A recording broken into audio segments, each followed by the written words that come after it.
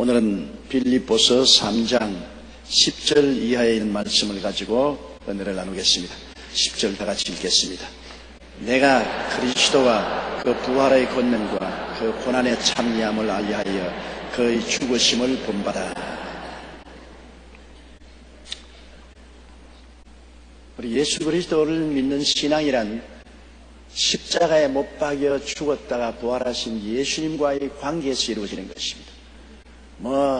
어떠한 지혜나 총명이나 모략이나 재능을 가지고 있다고 하더라도 예수 그리스도의 십자가의 죽으심과 장례지나심과 부활하심에 대한 관계를 맺지 않으면 아무 소용이 없습니다. 기독교 신앙은 수양과 도덕의 신앙이 아닙니다.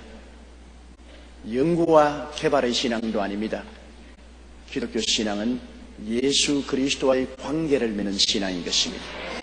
그런데 하나님은 예수 그리스도를 통해서 영원한 것을 이루어 놓으시고 또 현재 우리 생애 속에 계속시키는 것이 있습니다. 그것이 바로 십자가 사건입니다. 예수님이 십자가에서 내가 다 이루었다고 외쳤을 때 아담과 하와 이후로부터 시작해서 주님 이 땅에 강림하사 이 세상을 다 주님께서 접수할 때까지 모든 그때까지의 죄와 저주, 절망과 죽음을 십자가에서 영원히 이루어버린 것입니다. 성찬해버린 것입니다. 다 이루었다는 말은 빚을 다 갚았다는 말인 것입니다. 아담 하와로부터 시작해서 마지막 인류의 모든 죄와 질병, 저주와 절망과 죽음의 빚을 다 청산해버렸다. 그러므로 우리가 그리스도와의 관계를 이해할 때 언제나 예수님 안에서 하나님은 우리의 문제를 다 이루었다는 것을 알아야 되는 것입니다. 예수님 안에서 우리 하나님께서는 죄의 문제를 다 해결해버렸고 세속의 문제도 해결하고 질병의 문제도 해결하고 저주의 문제도 해결했고 죽음의 문제도 해결해버렸다는 것입니다. 그러므로 하나님이 예수님을 통해서 우리를 보실 때 우리는 예수 그리스도 안에서 함께 십자가에 못 박히고 함께 고난당하시고 함께 우리가 예수님과 더불어 죽고 함께 무덤에 들어가고 그리고 함께 부활하고 함께 그리스도 안에서 하나님 보좌의 우편에 앉아있는 우리 모습을 하나님 보십니다. 영원히 이루어진 진리를 하나님은 보시고 계신 것입니다. 그러므로 이것을 우리는 알고 믿음으로 받아들여야 되는 것입니다. 하나님이 다 이루었다는 것은 그리스도 안에서 우리 구속의 역사가 다 끝났다는 것입니다. 일 다 끝났다. 예수님은 일을 다 끝마치고 하늘에 올라가서 보좌 우편에 앉아 계신 것입니다. 일하고 있을 동안엔 서서 있어야 돼요. 보좌 우편에 앉으셨다는 것은 일을 다 했기 때문에 이제는 앉아 계신 것입니다. 이러므로 가장 위대한 진리는 내가 그리스도와 함께 십자가에 못 박였나니 이제 내가 산 것은 내가 아니요 내 안에 그리스도께서 사신다는 바울 선생의 외침을 우리가 절실히 마음속에 깨닫는 것을 말합니다. 우리는 신앙이 어릴 때는 예수님 십자가를 상대적으로 바라봅니다. 저 멀리 갈보리 산에서 날 위하여 십자가에 못 박여 몸짓고 피 흘려서 죄와 세속과 질병과 저주와 죽음을 대신 짊어져 주신 예수님을 바라보는 것입니다. 멀리서 바라봐요. 그러나 신앙이 점점 성숙하면 성령님과 교제가 깊어져서 바라보는 예수님이 나와 하나가 되어버린 것입니다. 나는 예수 그리스도와 함께 십자가에 못 박히고 함께 고난당하고 함께 장례 지내고 함께 부활해서 함께 승천했다. 바라보는 예수 그리스도의 십자가 아니고 내와 동참하는 예수 그리스도의 십자가로 변화되는 것입니다. 그러므로 우리의 신앙은 이렇게 성장해야 되는 것입니다. 제일 처음에 예수를 믿지 않은 사람에게 전도할 때 당신 예수와 함께 죽고 장사 지내고 함께 부활해서 함께 승천했다면 무슨 저런 뚱딴지 같은 소리 하느냐. 도저히 이해가 안 됩니다. 그런 사람에게는 고개를 들어 예수님을 바라보라. 저 갈보리 산 위에서 예수님은 당신을 위해서 몸짓고 피 흘려서 모든 죄와 질병, 저주와 절망과 죽음을 청산해 주셨다. 그건 이해가 돼요. 날 위하여 십자가에 중환고초 당하사 대신 죽은 주 예수의 아름답고 영광스러운 은총이구나. 깨달을 수 있어요. 날 위해서 주 십자가에서 예수님 고난 당하셨다. 그러나 신앙이 점점 깊어지면 날 위해서가 아니라 내가 그리스도와 함께 십자가에 못 박혔구나. 옛사람 아담은 예수 그리스도와 함께 십자가에 못 박여 죽고 함께 장사지내 받으고 그리스도 안에서 함께 일어나서 함께 하늘에 앉혔구나. 이러한 극히 발전한 그러한 신앙으로 성장하게 되는 것입니다. 그것이 이해가 되고 아멘이 되면 여러분 상당한 신앙의 경지에 들어온 것입니다. 당신 지금 어디 계세요? 난 예수님 안에 있습니다. 예수님 안에 있으면 어디 있어요? 함께 십자가에서 죽었어요. 함께 장사 지냈어요. 함께 부활했어요. 이미 그리스도 안에서 나는 하늘에 앉아 있습니다. 이것이 시간과 공간을 초월한 영원 속에서 이미 하나님이 다 이루어 놓은 것입니다. 이건 다 이루어진 사실입니다. 영원한 진리인 것입니다. 다 이루어졌어요. 그러나 그 영원히 이루어진 사건이 오늘 시간 속에 사는 우리에게는 또한 매일매일 체험으로 나타나는 것입니다. 그것이 뭐냐면 바울 선생이 난 매일 그리스도 안에서 죽노라. 매일 나는 예수님 안에서 성령의 도우심을 받아 죽고 옛사람 벗어버리고 새사람으로 부활하는 매일매일의 체험이 또한 우리 속에 일어나는 것이 현실입니다. 영원한 사실은 이미 십자가에서 다 이루어진 사건이 현재 우리 경험 속에서는 매일매일 이루어지고 있습니다. 내가 이 세상에 살면서 크고 적은 시험과 환난과 고통당할 때 뭐라고 말합니까? 내 십자가를 짊어진다 그렇게 말하지요. 남편이 나에게 고통을 주면 저 남자 내 십자가다. 아내가 자고 바지 펴가면 저 여자 내게 십자가다. 자식이 고통을 주면 아이고 원수야 우리 십자가다. 또 지역장 구역장 여러분이 하나님 사업하는데 지역 구역원이 자꾸 같이 노릇하는 저 내 십자가다. 우리의 고통이 다가오면 우리는 십자가를 생각합니다. 저거 내 십자가다. 십자가는 뭐냐? 사형틀입니다. 내가 죽는 것이 십자가입니다. 십자가 걸머지고 춤추라고 준 것 아닙니다. 십자가 걸머지고 웃으라고 준 것 아닙니다. 십자가는 걸머지고 울라고 주신 것입니다. 사형틀이니까 십자가 걸머지면 아프지 않아요. 십자가 걸머지고 아프니까 십자가에서 그만큼 내가 죽는 것입니다. 십자가의 형틀이 괴로우면 괴로울수록 그만큼 내가 죽는 것입니다.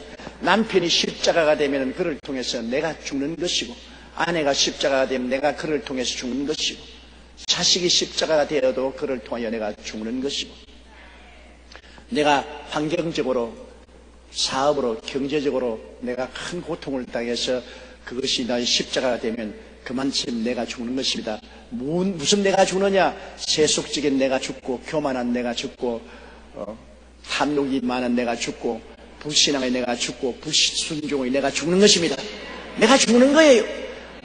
이미 나는 신앙으로는 예수와 함께 죽었는데 또 그 사건이 오늘날 나의 매일 생활 가운데 성령으로 말미암아 십자가에서 내가 죽는 체험을 하는 것입니다.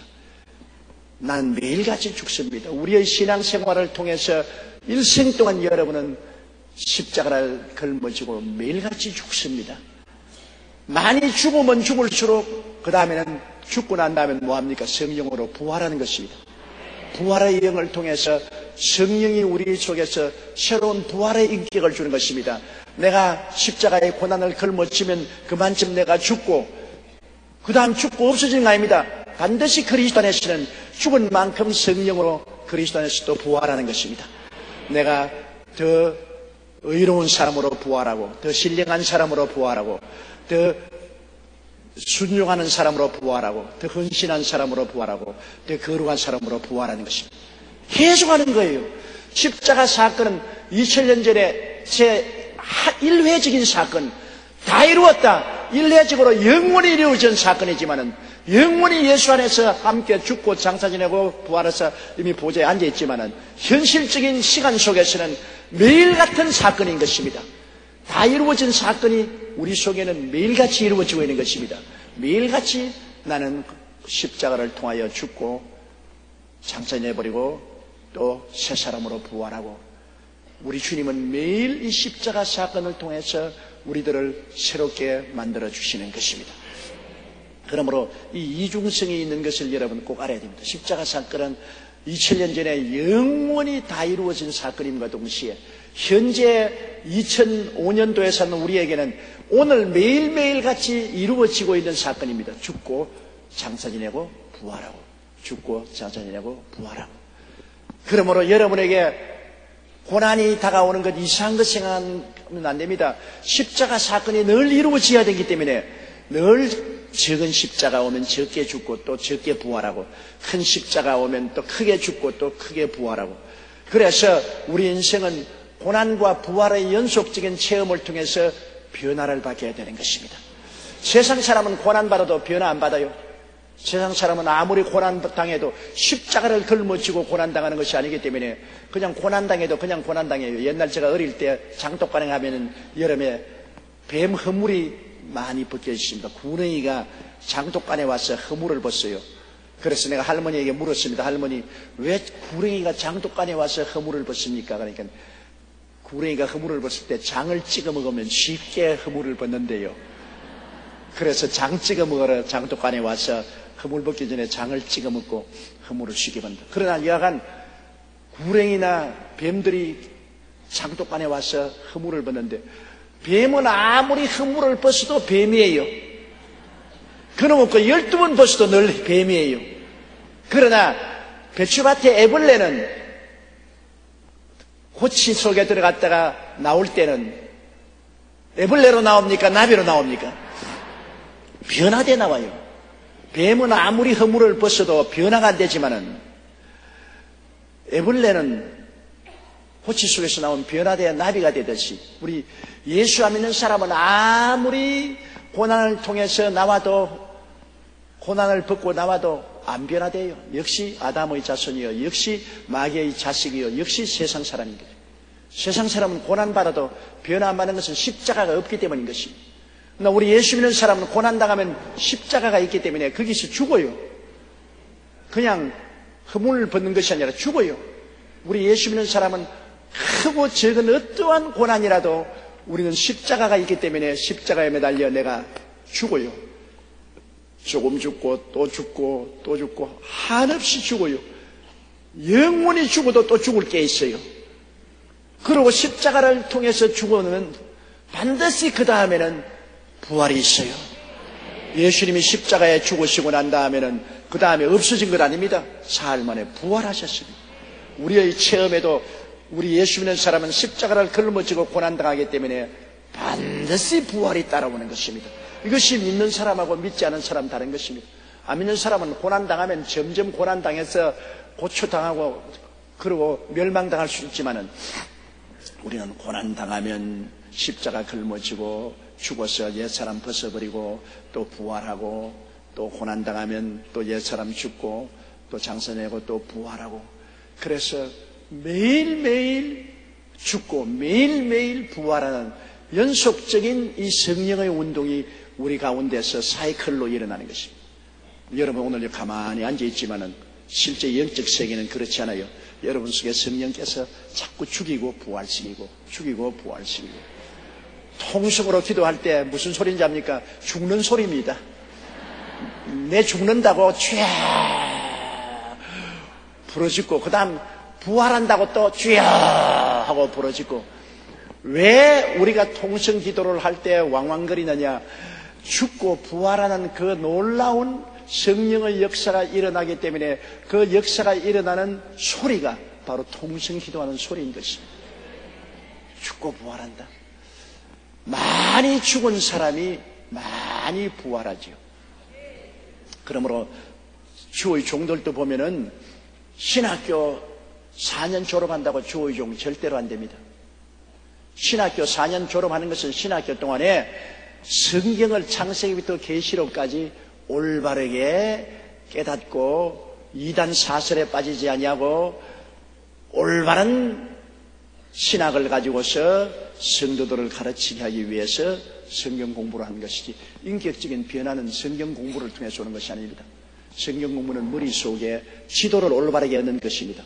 하늘나라 가는 지도를 올바르게 정확하게 얻는 것입니다. 그러나 그 다음에는 양무리를 기를 때 깊은 하나님의 은총을 받아서 성령으로 기르어야 되기 때문에 인격적 변화는 어디서 오느냐? 죽고 부활해야 오는 것입니다. 그러므로 주의 종들이 편안한 생활하면 절대로 훌륭한 주의 종이 못 돼요. 뭣도 모르고 주의 종이 되겠다고 주여! 그러나 그 다음 다가올 고난이 얼마나 큰지 모릅니다. 야고보와 요한의 어머니가 예수님께 야고보와 요한을 데리고 와서 주님이 재림하신 날에는 보좌에 앉으실 때 내 아들을 우정성 자정성으로 삼아주소서. 그러니까 예수님이 너희가 알지 못하고 묻는다. 너가 과연 내가 마실 잔을 마실 수 있느냐? 마실 수 있습니다. 예수님이 마신다는 것은 십자가를 말하는 것이면 죽는 것을 말합니다. 우정성 자정성 자리가 좋지만 그 자리에 올라가는 것은 십자가를 걸머쥐고 죽고 부활해야 올라가는 자리인 것입니다. 그러므로 주의 종이 되는 것도 신학을 졸업하고 난 다음에 그 다음 목회자로 나가서 하나님이 사용할 수 있는 주의 종을 기르려면 혹심한 죽음을 경험해야 됩니다. 십자가 걸머져야 돼요. 십자가를 질 수 있나 내가 물어볼 때에 하나님이 십자가 걸머질 수 있냐? 예. 그럼 짊어져 봐라. 얼마나 고통스러운지 몰라요. 저는 불광동에 개척하러 나갔을 때 3년 동안에 10번 이상으로 보따리를 샀습니다. 정말로 진짜 보따리 샀다고요. 도저히 견딜 수가 없어요. 너무나 괴로워서. 춥고 배고프고 고통스럽고 희망이 없고 좌절이고 절망입니다. 그때는 왜 그렇게 춥던지 모르겠어요. 이제 보니까 못 먹어서 추웠어요. 이제 보니까 영양실조가 돼서 의복도 부실하고 방에 불도 떼지 못하고 자고 하니까 그때는 얼마나 그렇게 춥던지 모르겠어요. 또 춥고 가난하니까 빈대벼룩이 무시해가지고서 얼마나 이도 많고 빈대도 많고 벼룩도 많던지. 여러분, 가난한 서럽습니다. 가난하면 이와 벼룩도 무시해가지고 달라진다. 부자로 살면 이도 벼룩도 없어요. 요사이 애들 이나 벼룩 합니까? 이 벼룩 몰라요. 나는 어느 초등학교 선생님이 애들에게 옛날에 6.25 때 사람들이 이를 못 잡아가지고서 이가 몸에 많이 있어서 DDT를 뿌렸다니 애들이 이가 어떻게 생겼습니까? 이가 무엇입니까? 그래서 종로 내거리에 다 돌아다니면서 선생님이 찾아가지고서 알코올에 저장해 놓은 이 한 마리 5,000원 주고 샀답니다. 그래서 애들에게 보여준대. 야, 그렇다면 나는 큰 부자 될 뻔당했어. 왜냐하면 그때 불광동에서 목회할 때는 단불 옷을 입고 있기 때문에 이를 잡으려면 뻘거벗어야 되기 때문에 이를 잡을 것도 없고 있기 때문에 양지밭에 나가서 털면 콩알만한 이가 두두두두두 떨어져요. 그럼 발로서 쓱 비비면 벌게 터진다고. 그게 다 돈이야, 돈. 한 마리에 5,000원짜리를 뭣도 모르고 다 죽였어. 가난하면 이도 무시한다고. 그렇게 벼룩도 많고 빈대도 방 구석구석마다 나오는데, 그래서 가난은 저주입니다. 가난이 절대로 축복이 아니에요. 가난은 저주입니다. 가난 한 곳에이나 벼룩이나 그런 저주가 따라오지요. 생활이 깨끗하고 잘 살면 이나 벼룩이나 빈대가 어디 따라옵니까? 그러기 때문에 그런 데서 목회를 하다가 나니까 내 희망이 없어요. 천막은 자꾸 찢어지고 비는 자꾸 새지요. 가만히는 자꾸 낡아서 썩어지지요. 그리고 교인이라고 찾아오는 사람은 나보다 더 못한 거지들이 와서 이렇게 앉아있지. 나보다 나은 사람은 나보다 더 못한 거지들이 와서 앉아. 참 얼마나 답답한지요. 앞이 캄캄하더라고요. 내 청춘 이래서 다 날려버리는구나. 그렇게 해서 근 10번 이상 보따리를 사고 바이바이를 하고 돌아섰다가 왜 도로 돌아왔느냐? 내가 거기 있는 양무리가 사랑스러워서 돌아온 것이 아니라 갈 데가 없어서 도로 돌아왔어. 그것만도 내가 붙어서 살 수 있는 곳인데 그걸 떠나니까 천막도 없고 살 토담집도 없어요. 오기가 나서 떠났다가 돌아온 것은 올 곳도 갈 곳도 없기 때문에 돌아갔어. 나는 그때 여러 번 부르짖었습니다. 하나님, 안 믿는 사람들은 저렇게 큰 빌딩을 짓고 저렇게 잘 살걸 만한 내가 주여 주여 주님을 부르짖는 나를 이 모양으로 만들어 놓습니까? 하나님, 정말 해도 너무합니다. 하나님 어디 계시옵니까? 그런데 이제 돌아보니까 그것이 저희 일생의 굉장한 보약이 된 것입니다. 그래서 십자가에서 내가 죽은 거요. 나의 탐욕도 죽고 교만도 죽고 불신앙도 죽고 불순종도 죽고 그 다음에는 천부 여지없어 손들고 옵니다. 살든지 죽든지 흥하든지 망하든지 성하든지 쇠하든지 주의 뜻대로 하시옵소서. 쉬운 길이 없게 만들어서 죽게 만들어 놓은 것이 주님의 역사입니다. 그래서 십자가를 걸머쥐고 십자가를 자꾸 피하고 도망치려니 안 되잖아요. 십자가를 끌어안고 죽으니까 그 다음에는 주님이 부활을 주시는 것입니다. 그 다음에는 하나님이 성령의 은혜를 주셔서 더 크게 병도 낫고 귀신도 쫓겨나가고 하나님의 역사가 일어나니까 교인들 수도 늘어가고 헌금도 늘어가니까 이제는 월급도 받게 되고 그 다음 내복도 갈아입게 되고 빈도 벼룩도 이제 나를 떠나게 되고 희망도 생기고 죽으면 부활을 주시고 죽으면 부활을 주시고 저는 47년의 과거를 돌아볼 때 너무나 호된 고통을 많이 겪었습니다만 다 그것이 큰 축복이요. 하나님이 십자가를 짊어지고 죽어라. 죽으면 또 부활이 오고. 요 며칠 전에 진짜 한 번 또 죽었네. 독감이 걸려가지고서. 저는 내 평생에 출근을 아파서 못한 적이 처음입니다. 47년 목회 어지간히 아파도 저는 교회에 기어 나옵니다. 남았다가 들어가는데 이제는 나이가 70살 노인이 되어 그런지 몰라도 일어나서 옷 다 입고 그 다음에 도로 옷 벗고 들어 누웠습니다. 도저히 일어날 수가 없어요. 그리고 성동 지성전 그날 예배를 인도하게 되는데 아무리 해도 일어날 수가 없어. 평생에 처음으로 집회 약속해놓고 못한 적은 처음입니다. 하나님이 또 죽어라 임마. 너 영감이 되었으니까 또 한 번 죽어봐라. 한 대 얻어맞고 주여 또다시 내게 탐욕이 있습니까? 내게 교만이 있습니까? 내가 불순종이 있습니까? 불신앙이 있습니까? 용서해 주십시오. 회개는 언제 하느냐? 얻어맞을 때 하는 것입니다. 고통스러워야 회개하지. 좋은 일이 있는데 회개하는 사람 봤어요? 여러분 기뻐서 하하하 우는데 회개하는 사람 봤어요? 얻어 터져야 회개하지. 고통스러우면 회개하게 돼. 저도 회개를 많이 했네요. 나중에 자꾸 회개하다 나니까 회개한 것을 또 회개하고 회개를 또 회개하게 되고 별 도리 없이 고통은 스스로를 살피고 스스로를 십자가에 죽게 만드는 것입니다. 그러므로 바울 선생이 나는 매일 죽노라. 바울같이 위대한 사도도 나는 매일 죽는다고 말했습니다. 이러므로 여러분의 생애 속에 고통이 다가오는 것, 이상한 일 다가오는 줄로 생각하지 말고 고통을 그냥 고통으로 받아들이면 부활이 없습니다. 십자가로 끌어안고 받아들이십시오. 십자가를 끌어안다는 것은 그 고통을 통해서 내가 죽는 것을 말하는 것입니다. 남편이 고통입니까? 십자가로 끌어안으십시오. 날 죽으라는 것이다. 그러니까 내가 부동되지 말고 이를 통해서 죽자. 아내가 십자가입니까? 끌어안으십시오.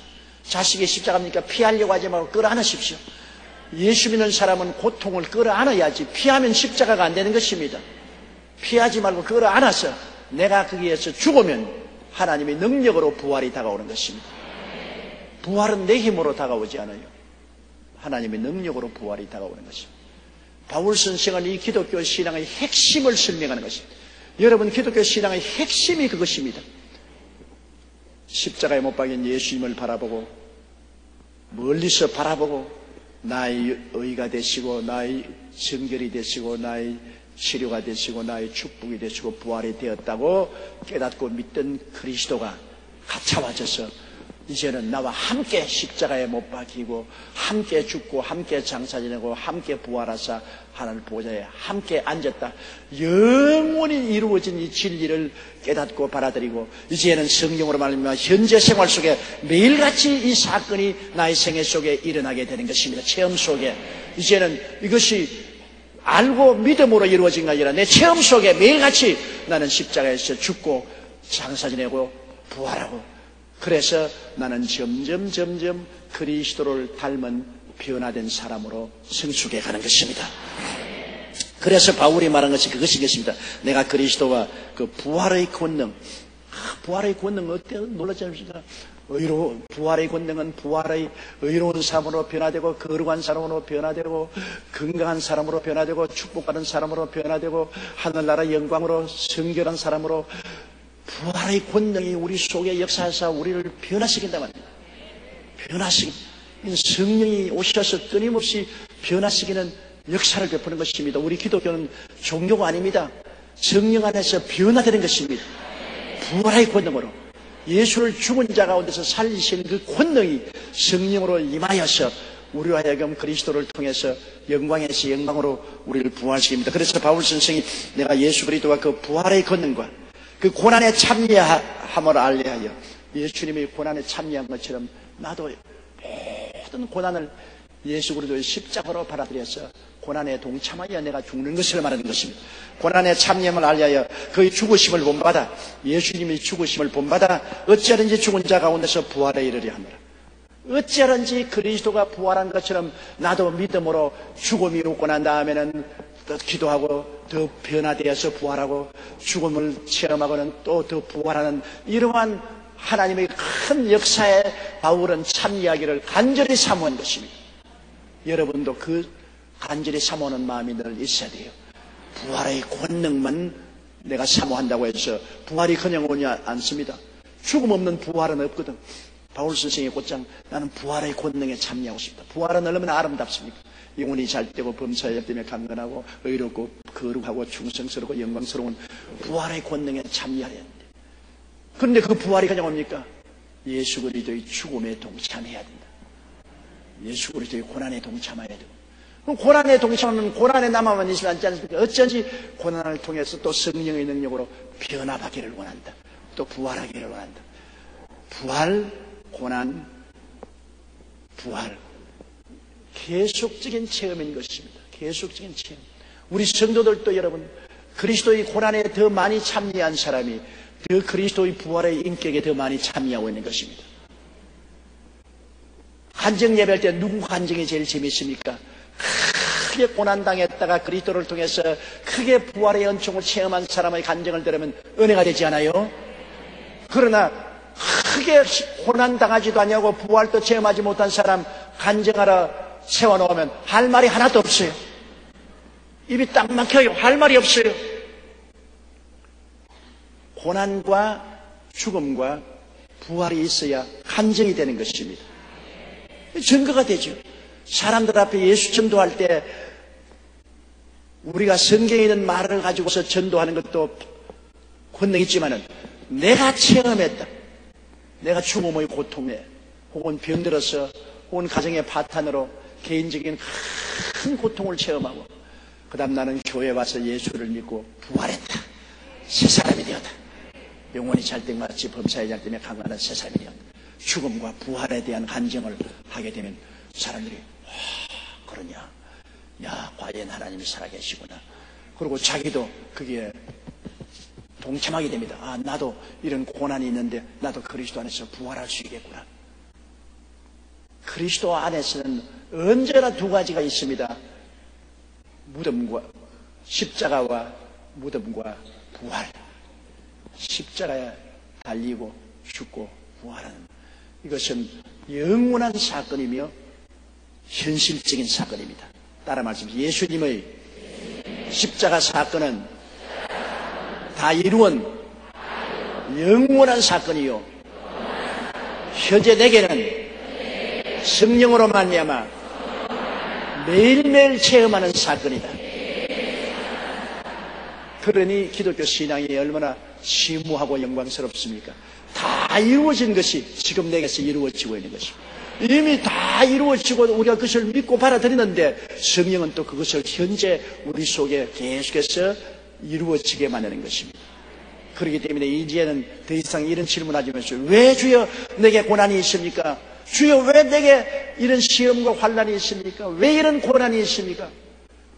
그거 물어봤자 대답 안 해요. 주님은 왜 죽으라고 고난이 있는데 무슨 잔소리냐. 죽어라 죽어. 적은 고난 적게 죽어. 많은 고난 많이 죽어.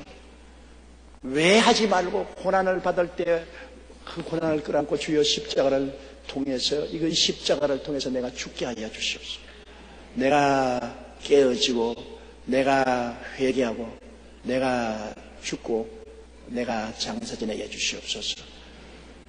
그렇게 하면 때가 오면 주님이 갑자기 부활이 다가오게 만들어주는 것입니다. 어둠은 꿈같이 사라져버리고 좌절과 절망은 없은 듯이 꿈에 본 듯이 사라져버리고 부활의 영광이 확 다가오게 된 것입니다. 그래서 좋다. 나는 그리스도 예수 믿고 이렇게 축복을 받았다고 한동안 좋아하다가 또 고난의 구름이 다가오는 것이에요. 너 어지간했으니 또 좀 더 자라라. 또 좀 더 죽고 또 좀 더 부활해라.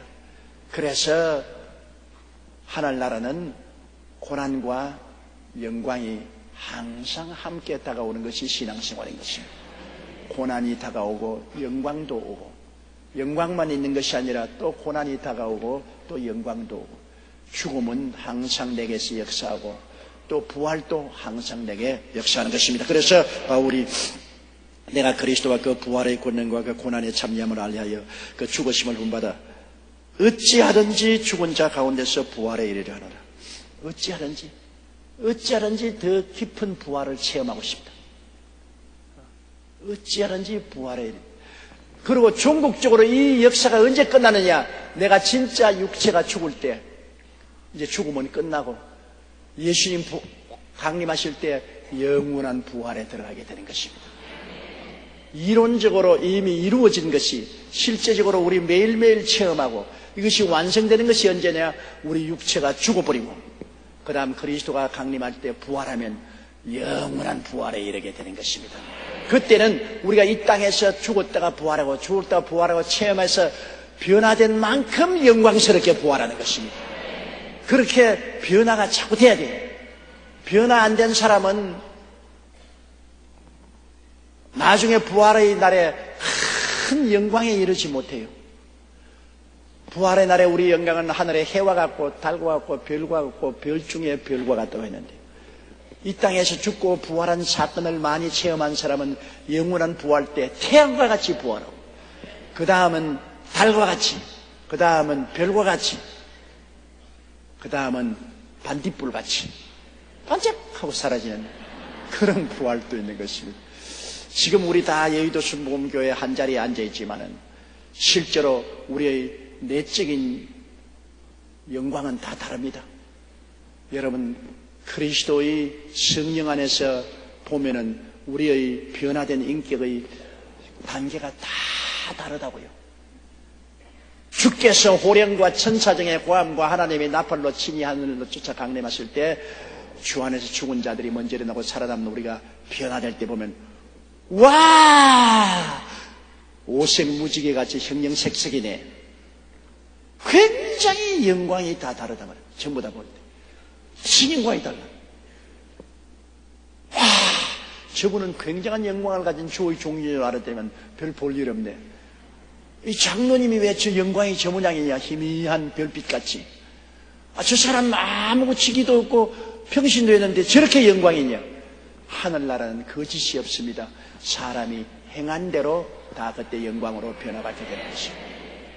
그러므로 우리는 매일매일 같이 주님 안에서 실제로 중심으로 내 십자가 걸머지고 나는 자꾸 죽고 나는 자꾸 새롭게 부활하는 이러한 변화의 역사가 일어나게 되시기를 주의 이름으로 축원합니다.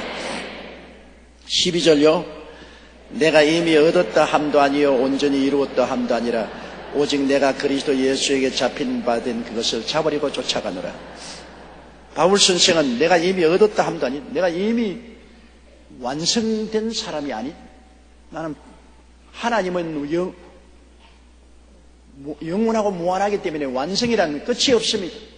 바울 선생이 많이 죽고 많이 부활의 체험을 했지만은, 그러나 아직까지 나는 완전히 얻었다 함도 아니고 온전히 이루었다 함도 아니라,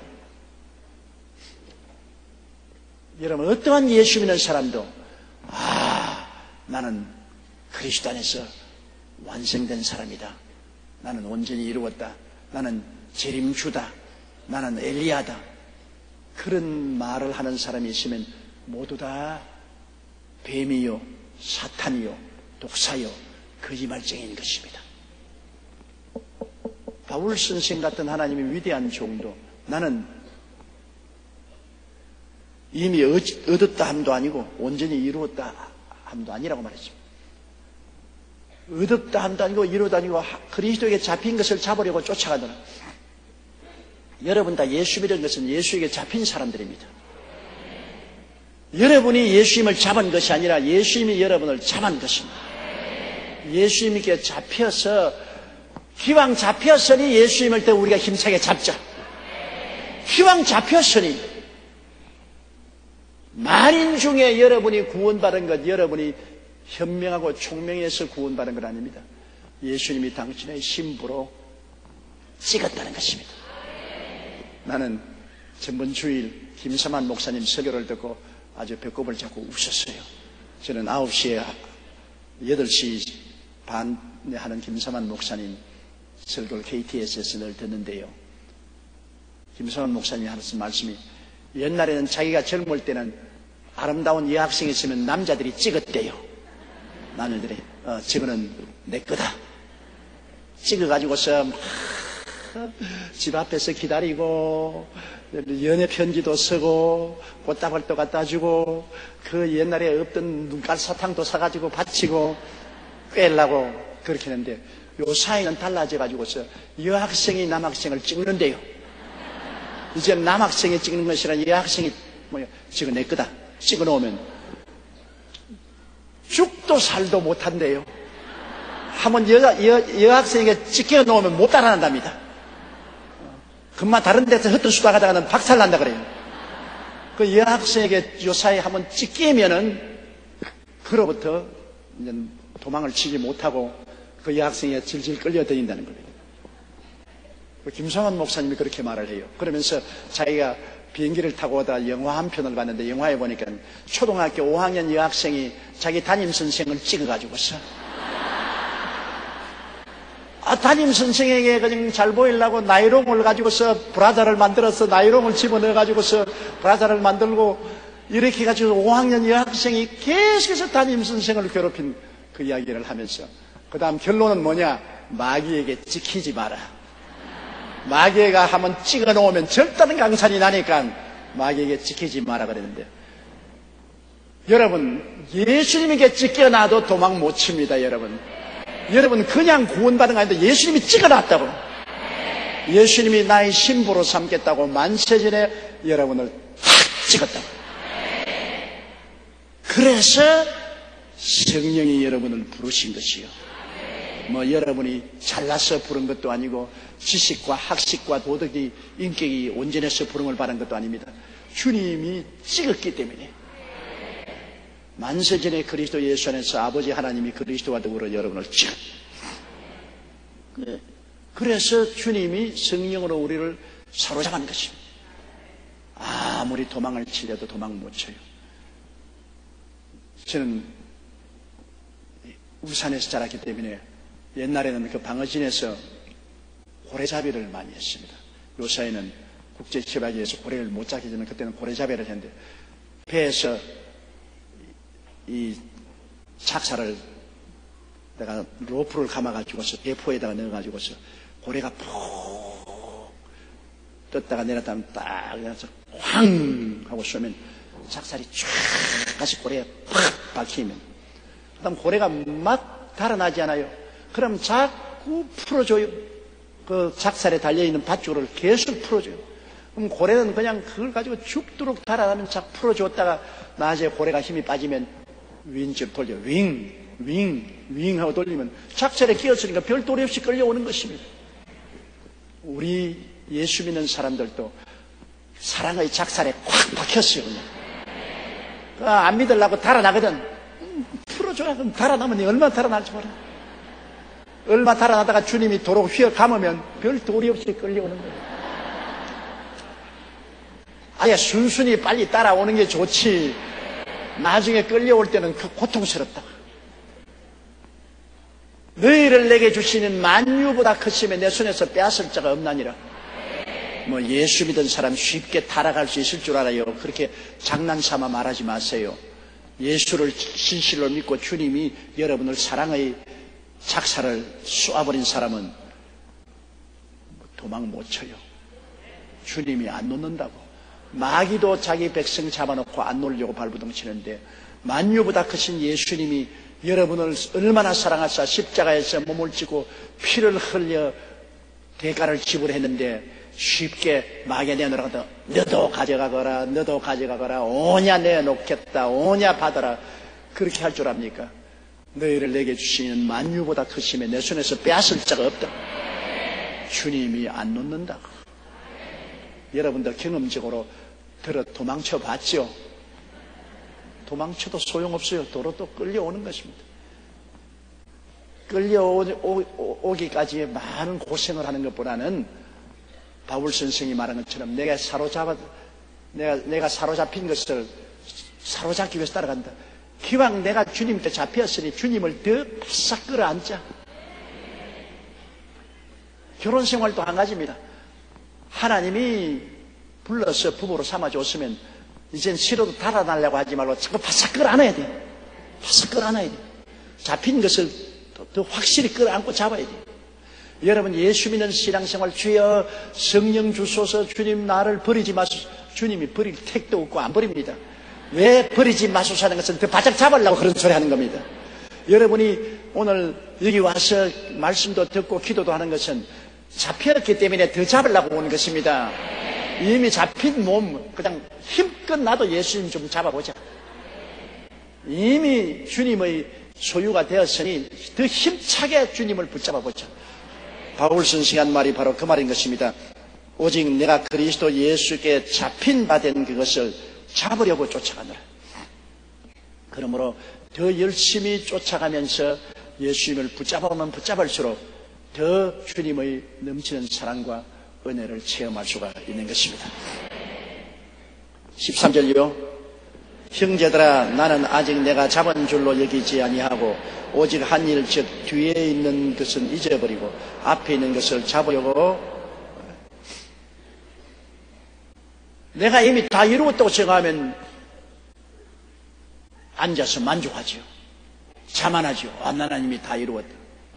그러나 신앙생활에는 다 이룬 사람 없습니다.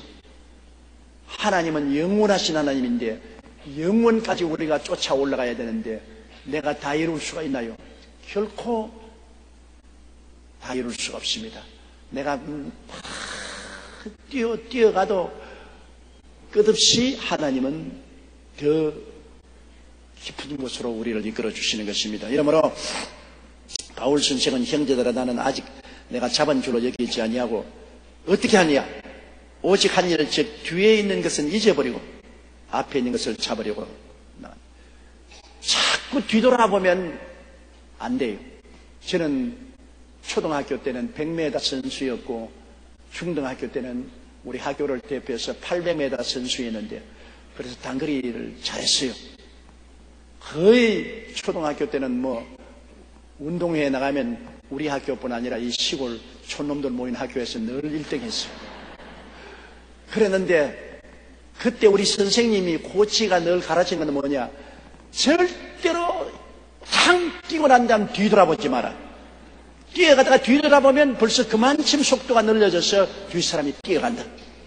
앞에 골을 향해서 눈 딱 부릅뜨고 죽으라 앞만 보고 뛰어야지 뒤를 보다가는 안 된다. 그런데 제가 불광동에서 목회할 때 우리 성도들 함께 야유회를 갔습니다. 오능에 야유회를 갔는데 그때 우리 선교사인 존 허스턴 목사님이 같이 갔는데요. 나는 그래도 몸이 약했어도 폐병 앓고 살아났어도 그래도 어릴 때 잘 뛰었기 때문에 뛰는데 자신이 있었어요. 그래서 점심 먹고 난 다음 우리 성도들이 리레이 경기를 했는데요. 오는 능 꼭대기에 올라갔다가 뛰어내려오는 거예요. 그래 양편에 갈려서 막 이겨라 하는데 내가 한 편에 쓰고 존 허스턴 목사님이 다른 편에 쓰고 그래서 우리 편이 이기고 있어요. 내가 탁 바통을 받아서 존 허스턴 목사님이 뒤에 오는데 교만해가지고 있어요. 지를 따라보고 놀린다고. 그런데 이분은 막 완전히 황소처럼 눈에 불을 켜고 별로 잘 못된 사람인데도 보면 죽을 힘을 향해서 내리뛰는데 내 앞에 앞서버렸어요. 그때야 내가 정신을 차리고 속도를 내버리니까 이미 늦었어. 그래서 그 경기에 지고 말았어요. 그때 얼마나 내가 통절하게 느꼈던지 47년 전의 일을 지금도 가슴 아프게 생각합니다. 그때 내가 교만해가 뒤를 돌아봤다. 뒤를 돌아봐서 허스턴 목사를 조롱했기 때문에 내가 졌다. 뒤를 돌아보면 안 돼요. 우리가 경기를 하면 앞만 보고 뛰어야지 뒤를 돌아보면 안 돼요. 우리가 세상에 무슨 일을 하더라도 뒤를 돌아보면 안 됩니다. 뒤를 돌아보고 잘한 것을 늘 자랑해도 그는 안 되고 잘못한 것을 뒤를 돌아보고 늘 탄식해도 안 됩니다. 뒤를 돌아보지 말고 자꾸 앞으로 나가야 됩니다. 이 승리하는 사람은 뒤를 돌아보지 않고 앞으로 나가는 사람이 승리하는 것입니다. 자꾸 뒤를 돌아보고 뒤의 일을 이야기하고 자꾸 비난하고 공격하고 서로 흠을 찢고 싸우고 하면은 그만 다른 사람에게 다 져요. 뒤엔 일은 잊어버리고 뒤엔 일은 다 잘한 것도 잊어버리고 못한 일도 잊어버리고 다 용서하고 다 씻어버리고 앞으로 더 나은 내일을 향해서 뛰어야 돼요. 앞을 바라보고 뛰어야 돼요. 우리는 자꾸 주저앉아서 뒤를 바라보기를 원합니다. 주저앉아서 뒤 바라보는 것 편안하고 좋으니까 옛날 이야기하고 뒤 바라보는 것. 그러나 그러면 발전 못합니다. 뒤엔 일은 잊어버립니다. 앞에 향해서 뛰어간다. 나는 월맹을 보고 놀랍니다. 월남 말입니다. 우리 한국이 월남 전쟁에 참여해서 우리 명호부대, 청룡부대가 가서 굉장히 형력한 전공을 세웠습니다. 많은 월맹 사람들이 명호부대나 청룡부대에 의해서 죽임을 당했습니다. 그런데 월맹에서 우리 한국하고 국교를 다시 맺고 난 다음에 오늘날 과거를 절대로 묻지 않아요. 너 한국 사람들 과거에 전쟁 때 우리 월맹에 와서 우리 젊은이들을 얼마나 많이 죽였느냐. 어떻게 가만히 두고 보자. 과거를 가지고서 신랑이라 하고 달라들었으면 우리 한국은 월맹에 진출하지 못해요. 그런데 희한하게도 월맹 정권은 아직 공산주의 정권이지만 과거를 묻지 않아요. 한국 사람 웰컴 와서 자꾸 투자해달라. 대기업도 들어오느라 중소기업도 들어와서 투자해달라. 과거를 묻지 않아요. 참 그 사람들 굉장한 사람입니다. 그렇기 때문에 한국의 온갖 대기업 중소기업들이 월맹에 들어가서 지금 공장을 세우고 사업을 하고 직장을 만들어주고 국가 발전에 기여를 하고 있거든. 만일 과거를 자꾸 캐물어서 우리에게 대든다면 한국은 월맹하고 아무 일도 할 수가 없죠. 과거는 여러분 묻지 말고 나가야 돼요. 과거를 묻지 마라. 내가 목회하면서 젊은 부부들이 싸워서 내게 신앙 상담 오는 것도 여러 케이스 했는데 결혼해서 첫날 밤에 과거를 자꾸 묻거든. 그런데 참 남자가 자꾸 꿰면서 이제 우리는 이제 부부가 되어서 결혼했으니까 우리 다 과거를 깨끗이 말하고 청산하고 그리고 새롭게 살아나가자고. 그래서 내가 무슨 말을 해도 용서해 준다고. 과거에 어떻게 지내냐고 자꾸 캐물으니까 거기에 꽤 꿰매 넘어간 신부가 과거에 뭐 애인이 있었다, 애인하고 놀러 갔다 그런 이야기를 했단 말입니다. 그러니 그거 딱 틀을 잡고서 그 다음에는 너 과거에 그런 일이 있었기 때문에 지금 마음이 나에게 신실하지 못하느냐 자꾸 이렇게 걸고 달라듭니다. 그 신부는 아니 과거를 묻지 않기로 하고 난 다음에 나보고 사살 빼가지고서 내가 이야기해놓고 난 다음 왜 묻니까 여하튼 뺐든 어떻든 과거는 과거가 있었지 않느냐. 그래가 쓸데없는 과거 이야기 때문에 고통을 당하고 깨어지는 가정을 많이 보았어요. 그 다음 이후로 내가 결혼 카운셀링을 할 때마다 결혼하러 가는 신랑보다도 신부들에게 과거를 말하지 마라. 이미 과거는 지나간 것이다. 네가 말해봤자 고칠 수도 없는 일이고 과거가 현재를 살리는 것이 아니다. 무슨 말을 묻든지 딱 잡아떼라 그냥.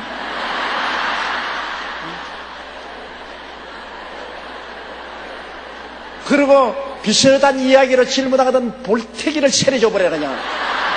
사람을 어떻게 생각하고 이런 말을 묻느냐. 그러면 남자가 한 대 얻어맞고도 기분 좋아한다. 야 이거 진짜 순수한 아가씨를 얻었구나. 바보같이 살살 꿰는다고. 그래요 과거에 어떻게.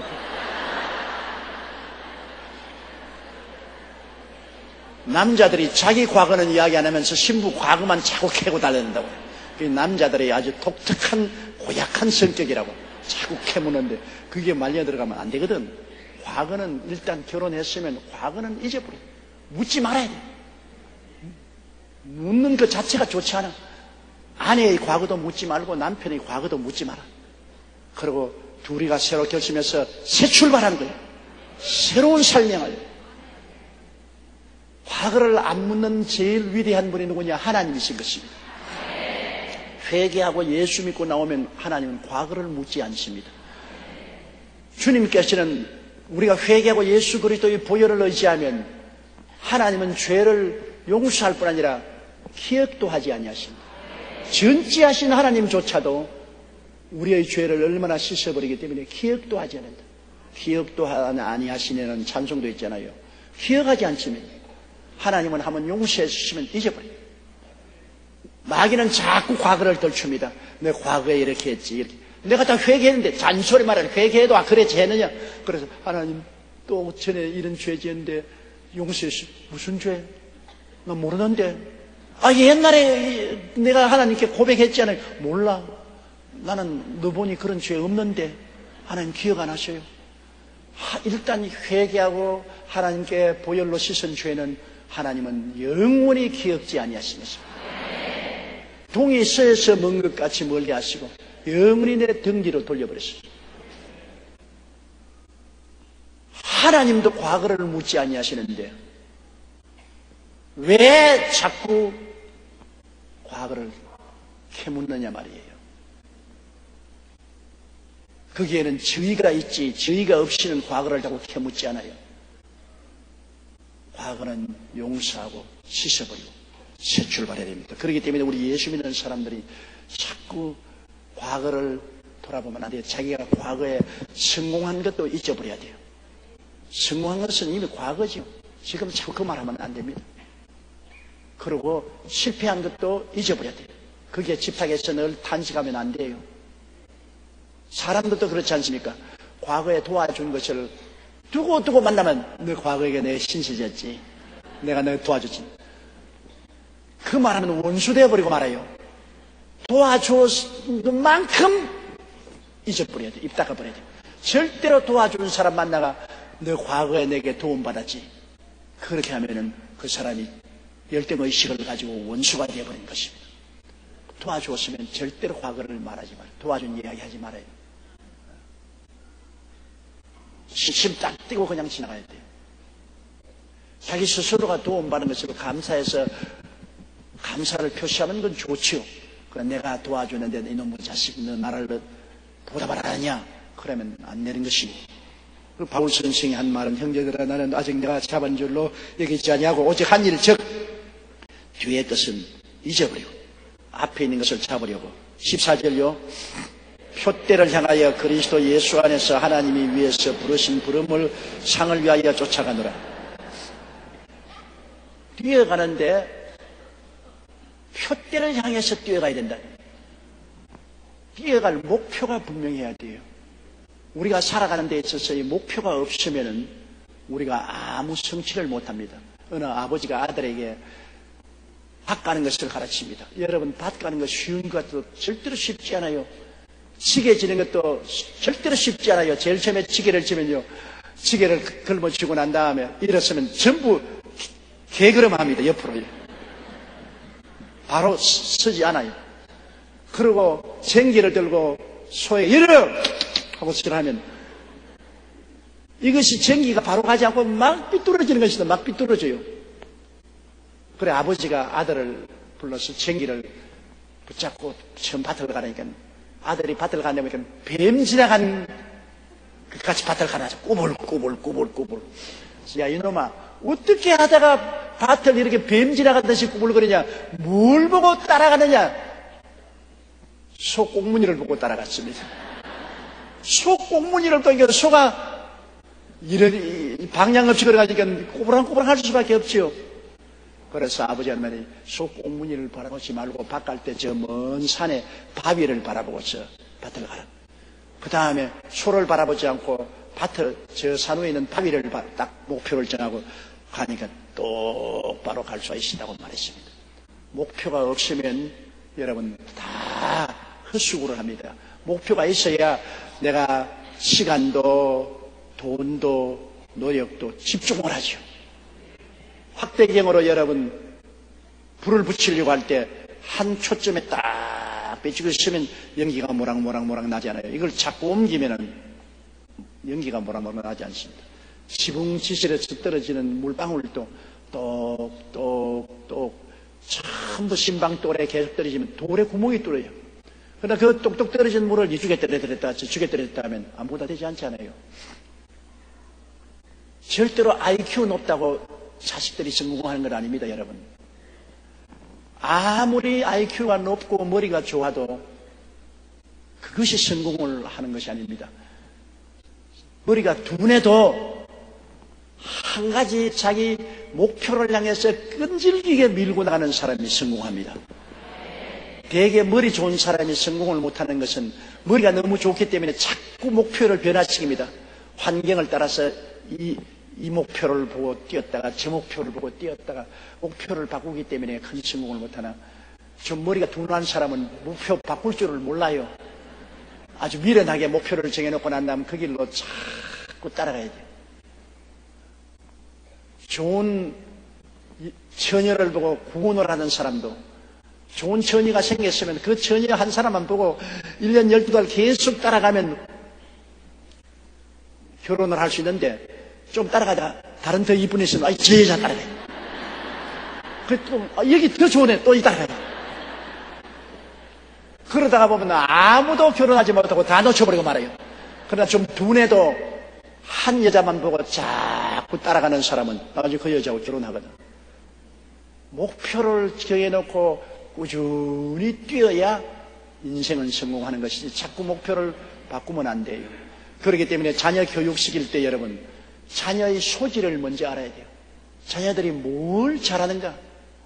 자꾸만 뭐 수능 시험에 1등하라 그런 것만 자꾸 주장하지 말아야 돼요. 카네기 같은 사람은 여러분 스코틀랜드에서 미국으로 건너올 때 초등학교 4학년밖에 공부 못했어요. 맨발 벗고 뉴욕에 도착했는데 13살 먹는 사람이 한결같은 목표로서 일을 해서 나중에 미국의 최대 갑부 중에 한 사람이 됐어요. 성공했죠. 에디슨 같은 사람 학교에 공부하다가 선생에게 쫓겨났습니다. 왜 그러냐니까 선생님이 하나 보태기 하나는 둘이다.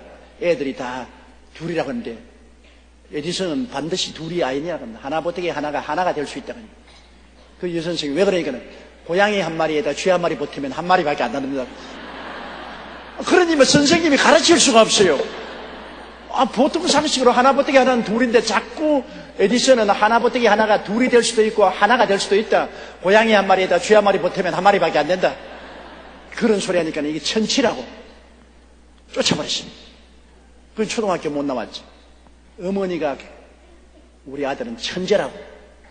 그래서 계속해서 그 방면으로 나가도록 발명할 수 있도록 밀어줘가지고 발명왕이 됐지 않습니까?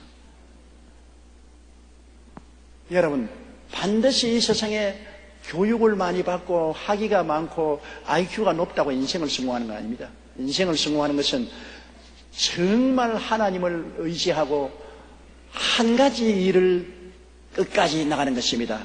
한 가지 운물을 파는 것입니다.